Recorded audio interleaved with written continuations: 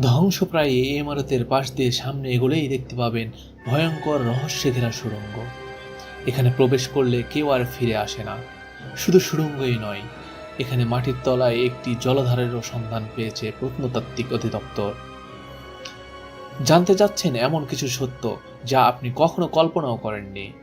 নান্দনিক এই কেল্লার পরতে পরতে লুকিয়ে আছে বেদনার ইতিহাস।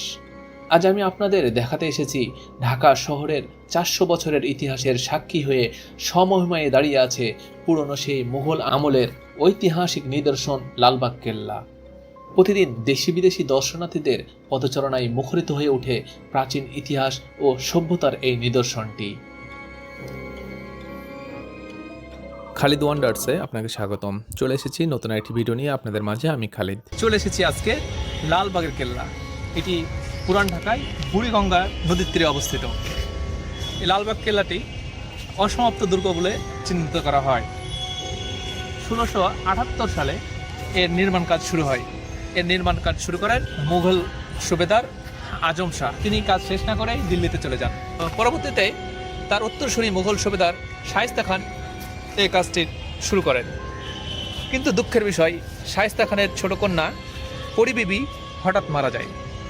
সে মারা যাওয়ার পরে এই যে দেখতে পাচ্ছেন তার সমাধিস্থল, এখানে তার সমাধি করা হয় এবং বাকি কাজটুকু অসমাপ্তই থেকে যায়। সেজন্য এটাকে বলা হয় অসমাপ্ত দুর্গ। সবুজ ঘাস আর ফুলে ফুলে সাজানো লালবাগ কেল্লা যে কাউকেই বিমোহিত করবে। দুর্গটির মূল আকর্ষণ 3টি প্রধান ভবন, পূর্বে দেওয়ানি আম ও হাম্মামখানা, পশ্চিমে মসজিদ এবং দুটির মাঝখানে পরিবিবির সমাধি। নির্দিষ্ট ব্যবধানে কয়েকটি ফোয়ারা সহ একটি পানির নালা 3টি ভবনকে পূর্ব থেকে পশ্চিমে ও উত্তর থেকে দক্ষিণে সংযুক্ত করেছে। এক লাইনে সাথে আংশিক ধ্বংসপ্রাপ্ত মজবুত দুর্গ প্রাচীর এবং একটি ভূগর্ভস্থ রহস্যময় সুড়ঙ্গ। বাংলাদেশ প্রত্নতত্ত্ব অধিদপ্তরের সাম্প্রতিক উৎখননে অন্যান্য অবকাঠামোর অস্তিত্ব প্রকাশ পেয়েছে। দক্ষিণস্থ দুর্গপ্রাচীরের উত্তরে ছিল কয়েকটি ভবন, আস্তাবল, প্রশাসনিক ভবন এবং পশ্চিম অংশে জলাধারা ও ফোয়ারা সহ একটি সুন্দর ছাদ বাগানের ব্যবস্থা।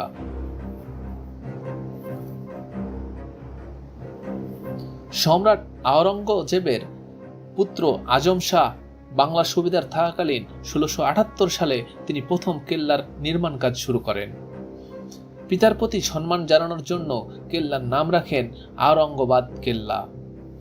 আজম শাহ বাংলায় মোটামুটি 15 মাস ছিলেন। এ সময় একটি মসজিদ ও দরবার হল নির্মাণের পর দুর্গের নির্মাণ কাজ শেষ হবার আগেই মারাঠা বিদ্রোহ দমনের জন্য পিতার ডাকে দিল্লিতে চলে যান। দুর্গ নির্মাণের কাজ বন্ধ হয়ে যায়। সুবেদার শায়েস্তা খাঁ 1680 সালে বাংলার সুবেদার হিসেবে ঢাকায় পদার্পণ করেন।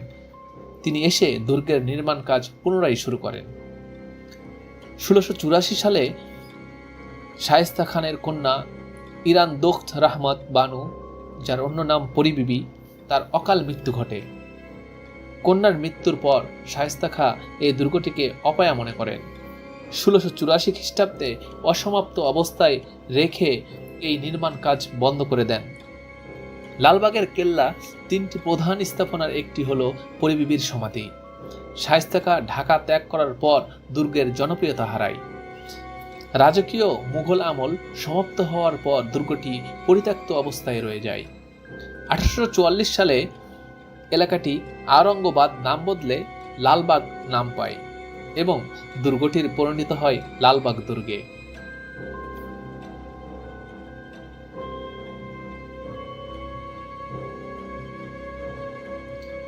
দেওয়ানি আম বা হাম্মামখানা মূলত সুবেদার বাসভবন হিসেবে ব্যবহার হতো। লালবাগ কেল্লার এই দালান যে 2টি কাজে ব্যবহার করা হতো, হাম্মামখানা মানে বাসভবন হিসেবে, দ্বিতীয় দেওয়ানে আম মানে বিচারালয়। এই দালানের নিচতলায় ছিল বাসভবন তথা হাম্মামখানা আর উপরে ছিল কোর্ট তথা দেওয়ানে আম। শায়েস্তা খাঁ এই ভবনে বাস করতেন এবং এটাই ছিল তার কোর্ট। এখান থেকে তিনি সমস্ত বিচার কার্য পরিচালনা করতেন।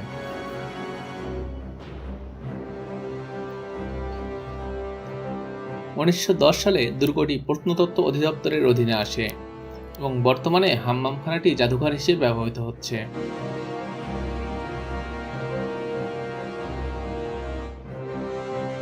সংস্কার কাজের জন্য জাদুঘরের সমস্ত জিনিসপত্র অন্য জায়গায় সরিয়ে রাখা হয়েছে।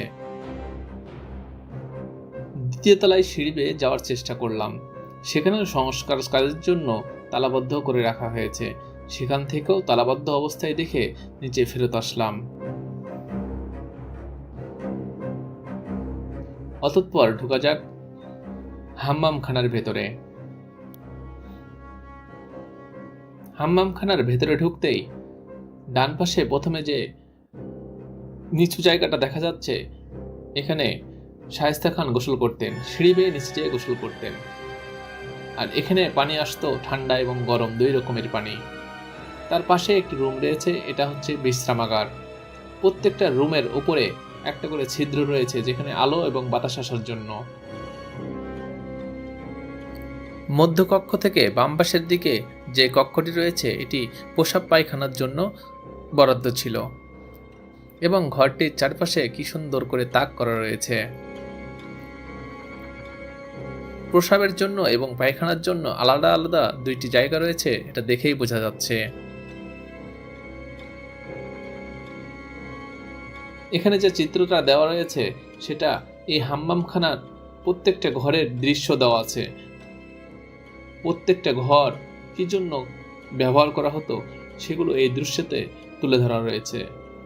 তার পাশে যে রুমটি দেখা যাচ্ছে, এখানে এটা একটি চুলা, এখানে পানি গরম করা হতো এবং সেই গোসল করার যে ট্যাপটা দেখলেন, সেই ট্যাবে গরম পানি যেত। আর এ পাশে আরেকটি রুম রয়েছে, এখানে ঠান্ডা পানি রাখা হতো। এখানে একটি বাম পাশে একটি ছিদ্র দেখতে পাচ্ছেন, এই ছিদ্র দিয়ে ঠান্ডা পানি যেত। এই তো দেখলাম আমরা এই হাম্মামখানার পরিবেশ।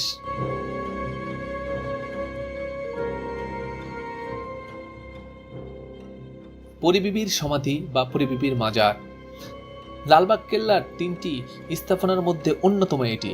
এখানে পরিবিবি সমাহিত আছেন। শায়েস্তা খান তার কন্যার স্মরণে এই মনোমুগ্ধকর মাজারটি নির্মাণ করেন। লালবাগ কেল্লার 3টি বিশাল দরজার মধ্যে বর্তমান জনসাধারণের জন্য একটি দরজা উন্মুক্ত রয়েছে। এই দরজা দিয়ে ঢুকলে বরাবর সোজা চোখে পড়ে পরিবিবির সমাধি। আসলে লালবাগ কেল্লা বলতে যেই ছবিটি বেশি পরিচিত, সেটি মূলত পরিবিবির সমাধির ছবি। পরিবিবি, যার অন্য নাম ইরান দোখত রহমত বানু, তিনি ছিলেন সুবাহ বাংলার মুঘল সুবেদার শায়েস্তা খানের কন্যা। মুঘল সম্রাট আওরঙ্গজেবের পুত্র শাহজাদা মোহাম্মদ আজমের সাথে 1668 সালে 3 মে পরিবিবির বিয়ে হয়। 1684 সালে পরিবিবির অকাল মৃত্যুর পর তাকে নির্মাণাধীন লালবাগ কিল্লার অভ্যন্তরে সমাহিত করা হয়। তার সমাধিস্থলকে চিহ্নিত করে পরিবিবির মাজার নির্মিত হয়। পরিবিবির মাজারের স্থাপনাটি চতুষ্কর্ণ, মার্বেল পাথর, কোষ্ঠী পাথর ও বিভিন্ন রঙের ফুল পাতা সুশোভিত চাকচিক্যময় ট্যালের সাহায্যে অভ্যন্তরীণ 9টি কক্ষ অলঙ্কৃত করা হয়েছিল। মাঝের একটি ঘরে পরিবিবির সমাধিস্থল এবং এই ঘরটি ঘিরে 8টি ঘর আছে। স্থাপনাটির ছাদ করবেল পদ্ধতিতে কোষ্ঠী পাথরের তৈরি এবং 4 কোণ 4টি অষ্টকোণ মিনার এবং মাঝে একটি অষ্টকোণ গম্বুজ আছে। মূল সমাধিসৌধের কেন্দ্রীয় কক্ষের উপরে এই গম্বুজটি একসময়ে স্বর্ণখচিত ছিল। পরবর্তীতে পিতল অথবা তামার পাত দিয়ে পুরো গম্বুজটিকে মুড়িয়ে দেওয়া হয়েছে। স্থাপনাটির অভ্যন্তরীণ ভাগ সাদা মার্বেল পাথর দিয়ে আচ্ছাদিত। 20.2 মিটার বগ্রাতির এই সমাধিটি 1688 খ্রিস্টাব্দের পূর্বে নির্মিত বলে মনে করা হয়। তবে আরেকটি বিষয় হলো, বিশেষজ্ঞদের অভিমতে বর্তমানে মনে হয় যে এখানে পরিবিবির কোনো মরদেহ নেই।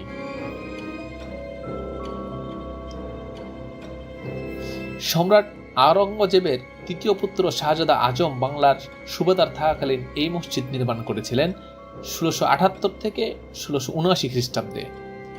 আয়তাকারে নির্মিত 3 গম্বুজ বিশিষ্ট মসজিদটির এদেশের প্রচলিত মুঘল মসজিদের একটি আদর্শ উদাহরণ।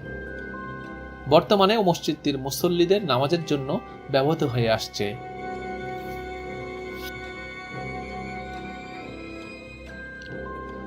দুর্গের দক্ষিণে রয়েছে একটি জলাধার, জলাধারের উপরে রয়েছে জলঝিরি। এই জলঝিরি থেকে জল ঝরতেই থাকে, আর এই জল ঝরে উপর থেকে নিচে আসে, নিচ থেকে পানির যে ফোয়ারা আছে এই ফোয়ারা পর্যন্ত এই জল যেতে থাকে।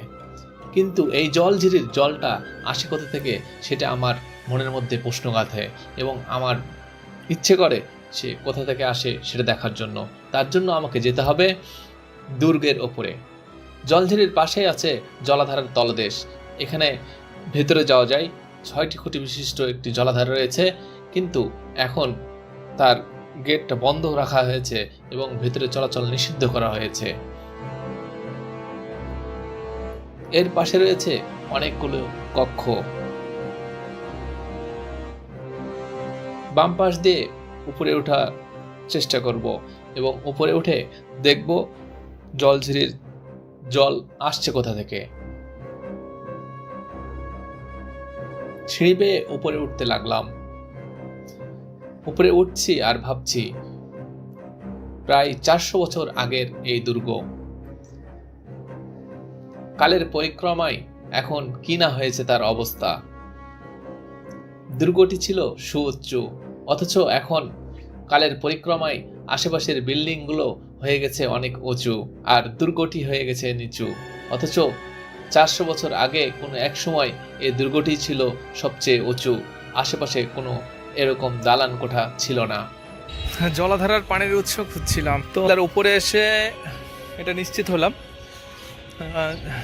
এই দুর্গের উপরে এইদিকে উঁচু আর এইদিকে নিচু। নিচু দিক থেকে উপরের যে জলগুলো আসে, এই জলগুলো সব এটাতে এসে পড়ে, বা এই পাশের জলগুলো সব এখানে এসে পড়ে। আর এই জলগুলো এদিক দিয়ে এসে এই নিচের দিকে দেখায় একটু, এই যে এই দিক দিয়ে এসে এখানে সব জল, এই দিক থেকে যে জলগুলো আসে সেটাও এখানে আসে। আর এইখানে মাঝখানে একটা ছিদ্র করা আছে, একটা নেটের জাল দেওয়া আছে। এই যে এই দিক দিয়ে নিচের জল ধারাতে জল যায়, এটা জল হাউস। উপরের এই ছাদ বাগান থেকে যতগুলো জল আসে সবগুলো এই জল এই নালার মধ্যে দিয়ে জল হাউসে এসে পড়ে, এবং সেই জল হাউস থেকে জলঝিরির উৎপন্ন হয়। লালবাগ কেল্লার অসমাপ্ত ভবনগুলির দিকে তাকালেই অনুমান করা যায় যে এটি একটি মাস্টার প্ল্যান হাতে নিয়েই এই রাজকীয় দুর্গটি নির্মাণ করতে চাচ্ছিলেন আজম শাহ। যে কেল্লা ছিল নিরাপত্তার চাদরে মোড়ানো। এইখানের পাঁচিলগুলো 2 তলার সমান উঁচু এবং প্রধান ফটকটি 3 তলার সমান উঁচু। এই ফটকের পাশেই রয়েছে একটি ভগ্ন প্রাসাদ। এই প্রাসাদের পেছনেই রয়েছে রহস্যময় সুড়ঙ্গ, তবে এই সুড়ঙ্গে কাউকে প্রবেশ করতে দেওয়া হয় না। এই সুড়ঙ্গ নিয়ে বেশ কিছু পুরনো কাহিনী প্রচলিত আছে।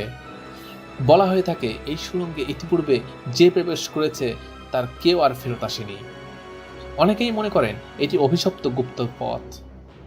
শায়েস্তা খান নিজেও এই সুড়ঙ্গ কখনো ব্যবহার করেছে কিনা তাও জানা যায়নি। পত্রিকার পাতা থেকে জানা যায়, লালবাগ কেল্লার রহস্যময় সুড়ঙ্গ উদ্ঘাটনের জন্য একদল গবেষক রহস্যময় সুড়ঙ্গের ভেতরে 2টি কুকুর পাঠিয়েছিলেন, কিন্তু কুকুর দুটি আর ফেরত আসেনি। পরবর্তীতে শিকল বেঁধে আরও 2টি কুকুর পাঠানো হয়। তখন শিকল ফেরত পেলেও কুকুর দুটি আর ফেরত পাওয়া যায়নি। ধারণা করা হয় যে অনেক বছর ব্যবহার না করায় সুড়ঙ্গের ভেতর বিষাক্ত পদার্থ রয়েছে, যা যে কোনো প্রাণীর হাড় মাংস গলিয়ে ফেলে। এরপর থেকে আজ অবধি এই সুড়ঙ্গ নিয়ে আর গবেষণা করা হয়নি, এমনকি প্রত্নতত্ত্ব বিভাগও গবেষণা করার সাহস পায়নি। তবে বর্তমানে আধুনিক যুগে এর অত্যাধুনিক ব্যবস্থার এর উদ্ঘাটন করা যেতে পারে। তাতে বের হয়ে আসবে শত বছরের লুকিয়ে থাকা রহস্য।